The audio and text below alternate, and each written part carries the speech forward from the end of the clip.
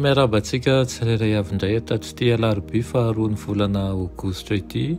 Sotran'Andriamanitra hatrany isika fa mbola lehibe ny famindrampony ary mbola afaka mandray ny fahasoavana isika. Mila nidirantsika ny amin'ny mofinainana io dia hivavaka isika.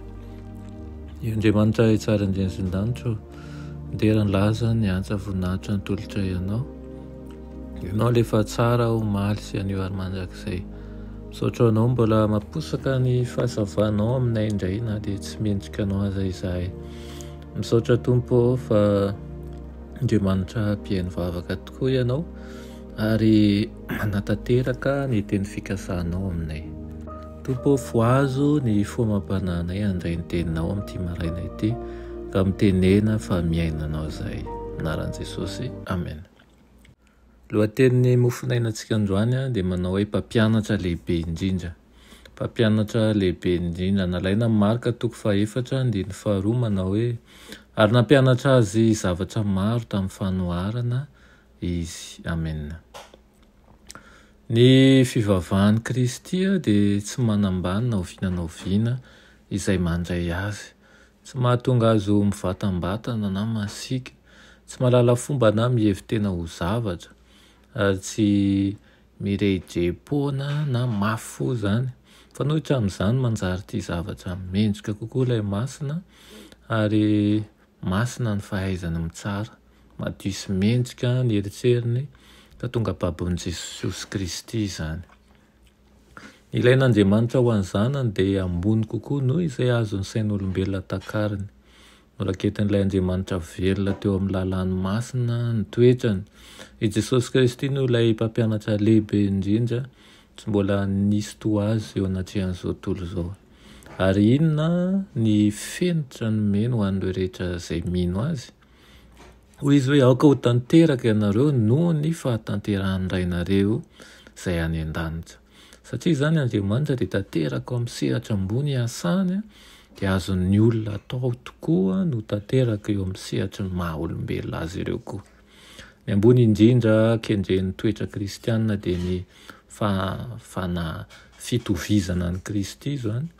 Lalam-pivoarana mitohy no misokatra manoloana antsika noho izany, ary manana tanjona ho tratrarina isika, manana fenitra ho tratrarina ihany koa izay ahitana ny zavatra rehetra madio, feno haja ary voasandratra. Raha tsy misy ny asa ataon'Andriamanitra dia tsy afaka manao ny tsara ny olombelona. Miantso ny olona rehetra hiberaka Andriamanitra saingy tsy hain'ny lehilahy sy ny vehivavy atao izany raha tsy misy ny asan'ny fanahy masina ao am-po. Tsy fanirian'ny Tompo anefa ny heveran'ny olona fa rehefa avy mibebaka izy vao hanao dingana makeo amin'ny Kristy, manana anjara asa ho tanterahana ny olombelona ao anatin'ny fifanandenana lehibe ho an'ny fiainana mandrakizay. Ary mila mamaly ny asan'ny fanahy masina izy, tsy natao hitoepoana nefa ny olona ka hovonjena ao anatin'ny fahalainana. Antsoina isan'andro isika natanjaka ny hozatra tsirairay, na lehilahy zany na vehivavy, ka hampiasa ny fahafahamanao rehetra amin'ny ady ho amin'ny tsy fahafatesana. Saingy Andriamanitra ny manome ny fahombiazana. Izao manko ny lazain'ny Tompo amintsika hoe misese hiditra amin'ny varavarana hety ianareo, fa hoy izao aminareo, maro no hitady hiditra fa tsy ho afaka. Dia enganimba ao amintsika tokoa izany, hanaroatra ny fotoana rehetra izay nanantsika, hanavozantsika hery amin'ny fanahy masina. Ny fanahy masina no manosika antsika hianatra ny tenan'Andriamanitra tahaka ny anio. Fanahy masina ihany koa manosika antsika hibebaka ary manolotsaina ny tsy hiala amin'ny lalana izay napetraka Kristy, fa mba hisorantsika mandrakariva ny amin'ny lalana marina. Amen. Irainay masina tsara indrindra sy ny-danitro, ny misaotra anao Tompony amin'ny teninao izay nomenao anay io.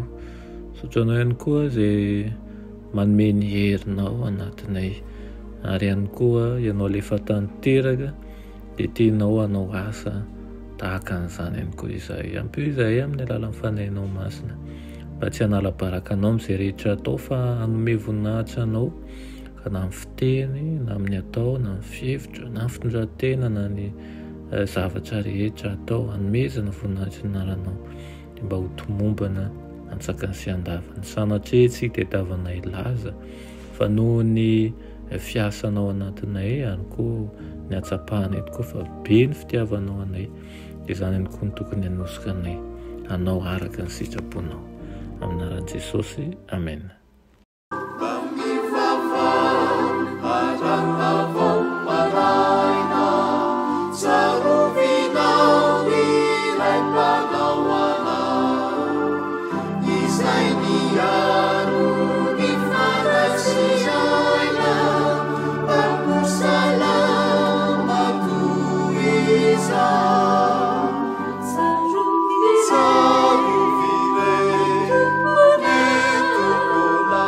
Sapiaro